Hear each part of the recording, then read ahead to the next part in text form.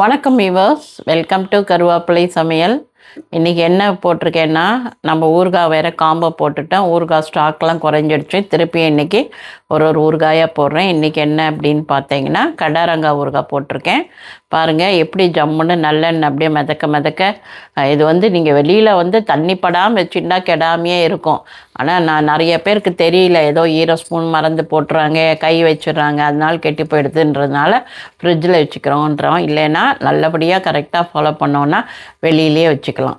So அடுத்தது என்ன வச்சுருக்கேன்னா, சத்து மாவெல்லாம் வறுத்து போட்டுருக்காங்க. இன்னும் பாக்கி இருக்குது. முந்திரி, பாதாம், ஏலக்காயெலாம் வறுப்பாங்க. கருப்புளுந்த கஞ்சிக்கு வறுத்துட்டுருக்காங்க. அது அலசி காயப்பட்டு லைட்டாக முளை கட்டி தான் வறுக்கிறோம்.